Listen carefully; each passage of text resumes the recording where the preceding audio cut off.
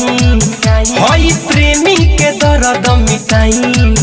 भले काढ़ के दिलवा ले जाई हाय हाय सुनिए भगवान दिल दोसर बनाई सुनिए भगवान दिल दोसर लगाई सुनिए भगवान दिल दोसर बनाई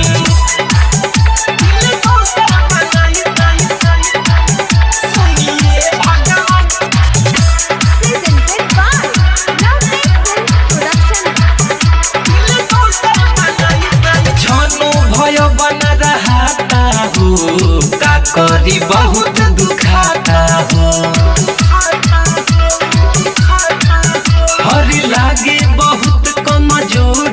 बा बेर बेर टूट जाता हो तोड़ देले बिया हर जाई नहीं होता वे कवनो दवाई तोड़ देले बिया हर जाई नहीं होता वे कवनो दवाई हाय हाय एक काट के ले जाई दिल दोसर बनाई एक काढ़ के ले जाई दिल दोसर लगाई एक काट के ले जाई दिल दोसर बनाई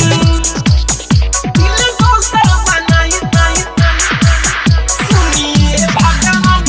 डीजे हेमंत आप सुन रहे हैं अमित पटेल की आवाज में ऐसन तू दिल बना दहो टूटे के झंझट हटा दहो हरे तने तू हंसे मांगी ले बेबाकी ना तू बता दहो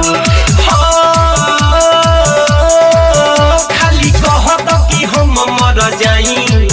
चाहे अपने से दो तुम आई खाली कह दो कि हम मर जाई